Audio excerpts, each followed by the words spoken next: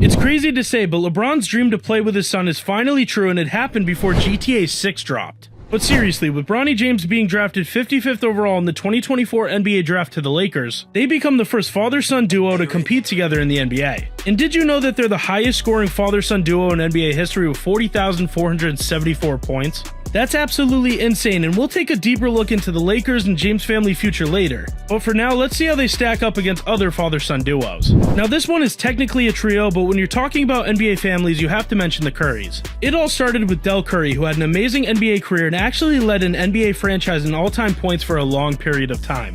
He's one of the greatest players in Hornets history, winning a 6th Man of the Year award and shooting 40% from 3 during his career. He was one of the best role players in the NBA for nearly 10 years, which I consider a great career. But sadly, his time in the NBA doesn't even come close to his oldest sons, and honestly, not a lot of NBA players do. Stephen Curry is a 2-time MVP, a 4-time champion, a 10-time All-Star while having some of the coldest moments in NBA history. Like this insanely deep 3 for the win against the Thunder and when he made Chris Paul touch earth. He's also one of the most efficient volume scorers the game has ever seen and is easily the best shooter in NBA history. By the time he retires, he'll be a consensus top 10 player ever and maybe even top 5 in some arguments. Then you have Seth Curry, who's had the worst career out of the 3 but is still a solid role player in the league. He's played for over 10 seasons, and during his best year, he averaged 15 points while shooting over 40% from 3, much like his father and brother. Now he's in Charlotte like Del was, and if you had any questions about shooting being genetic, they answered it. One of Steph's best teammates ever in the other half of the Splash Bros is Klay Thompson, and his dad was also an NBA player. Michael Thompson wasn't better than Klay when it comes to all-time significance, but he was a really good player in his own right. He averaged over 15 points 5 times during his NBA career.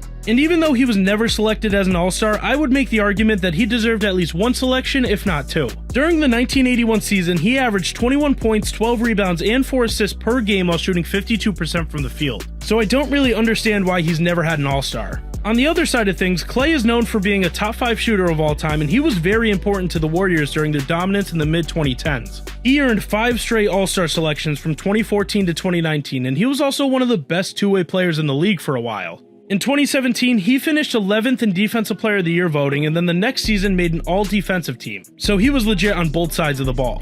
If he never injured his knee and then Achilles, I bet he'd still be right where he was. But instead, there's been some frustration, and he's rumored to be leaving the Warriors franchise, which is truly the end of an era.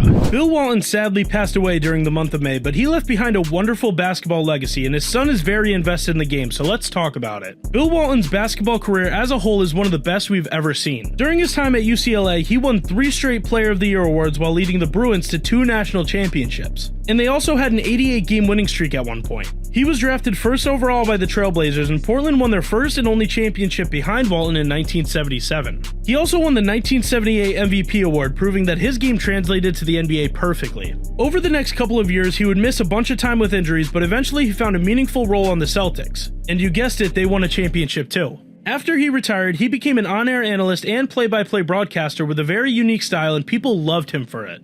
Now, his son Luke Walton wasn't great when it came to playing on the court, but he still managed to have a 10-year NBA career. But what he's really known for is his coaching, because when Steve Kerr hurt his back in 2016, Walton led the Warriors to a 39-4 record as the interim head coach. After his stint with the Warriors, Walton would go on to be the head coach of the Lakers for 3 years and then the Kings for another 3. And honestly, I think this father-son duo might be similar to LeBron and Bronny. A legendary father who was great at basketball and a son who wasn't the best but still played for a very long time. Our next father and son on the list actually work together in the NBA, but instead they work as a coach and a player. And that's Jaylen and Rick Brunson. Now, when it comes to Rick Brunson's NBA career, there isn't much to report. He played college basketball for Temple and went undrafted in 1995. But he eventually became a journeyman and played for over 8 years on various teams. His highest career points per game was just under 6 points until he eventually retired and became an assistant coach for multiple teams. Now he serves as an assistant for the Knicks, and this is perfect because he works right alongside Jaylen Brunson, who I'm sure you all know. Since joining the Knicks in 2022, he's taken the league by storm, finishing as a top 5 MVP candidate this past year. He earned his first All-Star selection and ended the year averaging 29 points, 7 assists, and 4 rebounds per game. He was also one of the top players in the 2024 playoffs, averaging 32 points a night and leading a very injured Knicks team to the second round.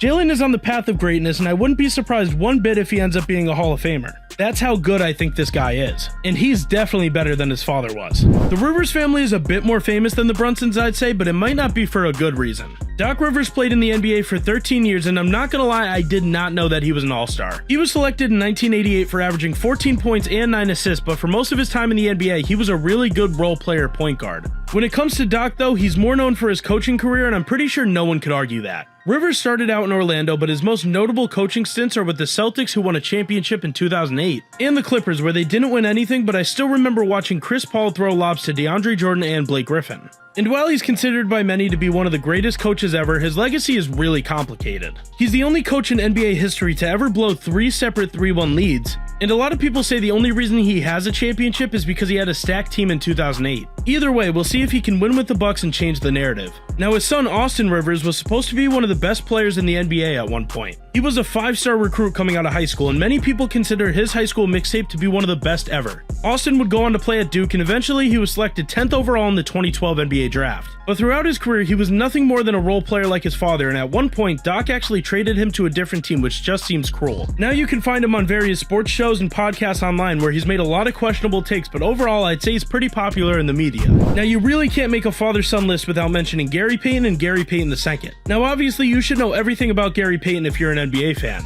He was the first guard to ever win the Defensive Player of the Year award, and overall his career was something every NBA player wants. He was a 10-time All-Star, made a bunch of All-NBA teams and defensive teams, and finished top 10 in MVP voting during a bunch of seasons. Now, even though he never got a ring in his prime, I gotta point out that towards the end of his career, he was chasing that trophy. He joined the Lakers for a season and they lost, but he was lucky enough to be on the Miami Heat roster when they won the championship in 2006. He was still getting minutes on that squad, but his production wasn't even close to what it was. But hey, shout out to one of the greatest defenders the game has ever seen. Gary Payton II hasn't had nearly the same amount of success, but he's carved out a pretty solid career so far. He won a championship with the Warriors in 2022, and throughout his career, he's played a lot like his father with a focus on defense. Obviously, his defense isn't on the same level, but he's definitely respected amongst his peers. Tim Hardaway Jr. just got traded from the Mavericks, so I gotta talk about him and his dad. Their playstyles are pretty different because while Tim Hardaway Jr. is mostly known for being a great 6-man and a straight shooter, his dad was an NBA legend. Tim Hardaway made 5 All-Star teams, and while he was also a talented shooter, he's most known for his dribbling. Many people credit Hardaway with bringing the crossover to the NBA and making it popular, which is insanely important to the game,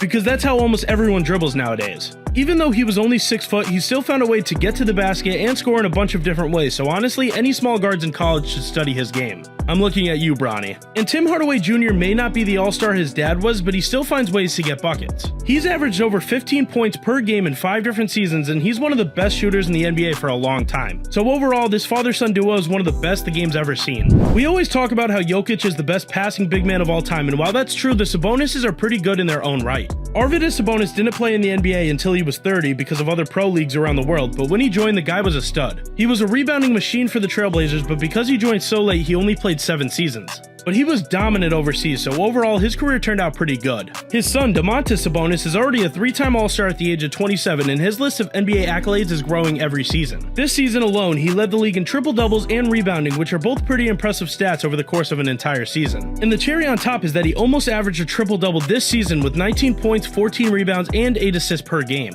And doing this at 6'10 is absolutely ridiculous. Like I said in the beginning, everyone always talks about Jokic, but I think Domantas deserves some of that praise for how much he impacts the game.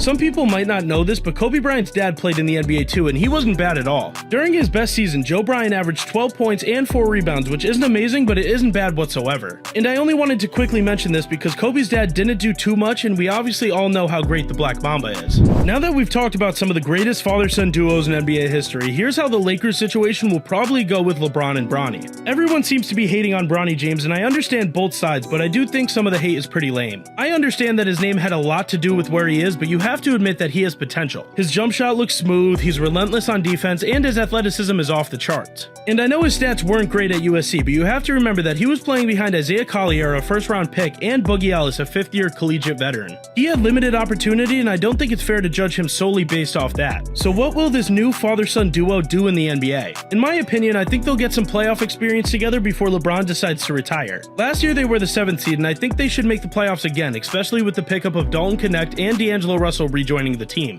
This should give Bronny some valuable experience in a high-tense situation whether he plays a lot of minutes or he doesn't. And I think as he slowly starts to get playing time, he could carve a role out in the NBA as a defensive-minded backup point guard. It really all depends on how the Lakers handle him these next couple of years, and it could honestly go either way, but I think he'll be an NBA player for years to come. I want you guys to let us know who your favorite father-son duo is and subscribe if you enjoyed the video.